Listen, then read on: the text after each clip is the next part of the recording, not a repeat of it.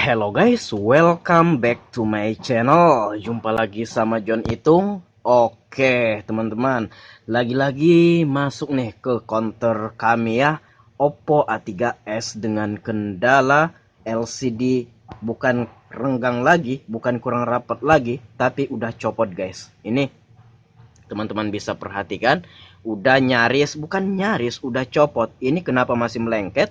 Karena ada kabel fleksibel LCD touchscreen-nya ini di sini. Itulah yang merapatkan, bukan merapatkan, itulah yang menyebabkan ini tidak lepas. Ya, tapi kalau ini seandainya teman-teman biarkan, kemudian teman-teman pakai dan ini menggantung dan kabel fleksibelnya putus atau sobek aja sedikit, waduh, ini bisa-bisa ganti LCD guys. Nah, yang akan saya bahas di sini adalah, Bang, kenapa LCD itu kadang-kadang kayak gini? Nah, di sini saya akan sharing dan saya sering sekali menemukan hal yang kayak gini. Dalam artian, ini sering banget ya masuk ke counter kami dengan kendala LCD touchscreen renggang kayak gini, khususnya Oppo ya, Vivo. Yang banyakan itu Oppo. Nah, kalau teman-teman nyari di YouTube ya, kalau teman-teman searching John Itung LCD renggang. Nah, itu ada saja beberapa HP. Nah, Vivo tidak rapat. Nah, penyebab LCD touchscreen tidak rapat dan nyaris copot. Nah, banyak banget saya sharing di sini penyebab LCD terangkat saat HP jatuh. Nah, solusi LCD dan touchscreen Oppo A3s yang nggak rapat ya. Nah, ini beberapa waktu yang lalu sempat masuk. Nah, ini banyak. Nah, Oppo A3s LCD terpisah dari frame. Kebanyakan Oppo guys. Kalau teman-teman cari ya di YouTube itu banyakan Oppo yang sering merenggang LCD, dan Vivo pun kayak gitu juga. Kenapa Oppo dan Vivo ya yang sering terjadi kayak gini? Karena memang untuk pemasaran dan pemakaian orang-orang, kalau di daerah saya ini untuk Oppo sama Vivo ini banyak banget penggunanya guys. Xiaomi kalah, Samsung kalah kalau di daerah saya ya. Saya nggak tahu di daerah teman-teman. Kalau HP Xiaomi itu rata-rata anak muda aja. Kalau Samsung itu rata-rata orang-orang tua. Nah, kalau HP Oppo Vivo ini dari yang orang tua, anak-anak, anak-anak setengah muda, setengah tua, anak muda, orang tua, semua rata-rata ya kebanyakan pakai HP Oppo Vivo. Nah, karena promosinya di sini kencang ya. Nah, semakin banyak HP yang digunakan, HP Oppo digunakan ya, semakin banyak kendala yang terjadi. Contohnya ini. Tapi di sini saya akan sharing kepada teman-teman apa yang melatar belakangi atau apa Bang yang menjadi penyebab LCD dan touchscreen ini terangkat kayak gini.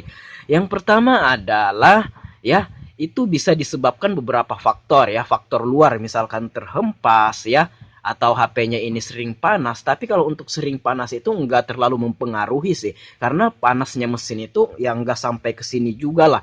Kan di mesin itu ada pelindungnya lewati frame dulu, sehingga walaupun mesin panas itu nggak terlalu sampai ke LCD. Jadi untuk panasnya HP itu mungkin ada pengaruh tapi tidak terlalu signifikan lah kayak gitu.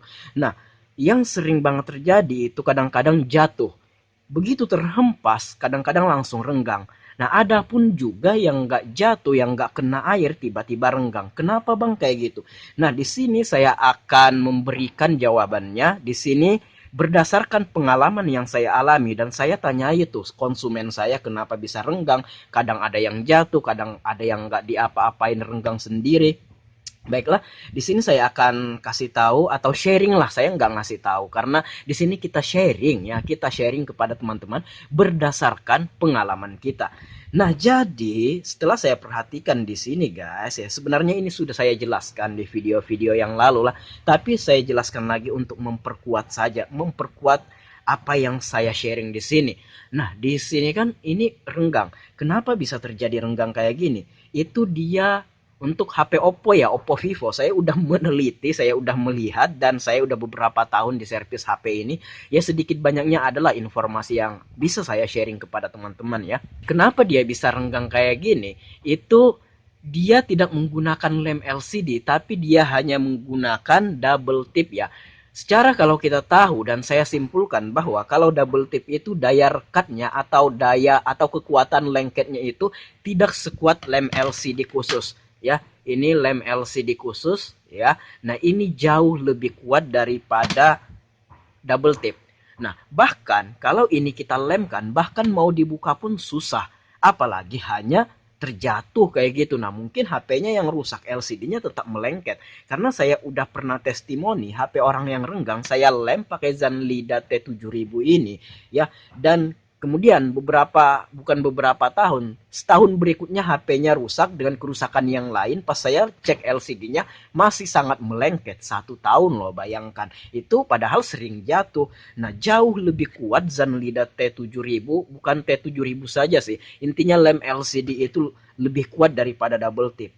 Nah, dia menggunakan double tip yang mengakibatkan apabila jatuh saja itu akan berisiko ternganga atau terangkat kayak gini. Bahkan yang tidak jatuh, yang tidak kena air, yang tidak diapa-apain pun bisa merenggang kayak gini. Karena dia menggunakan double tip bukan lem LCD. Khusus Oppo ya.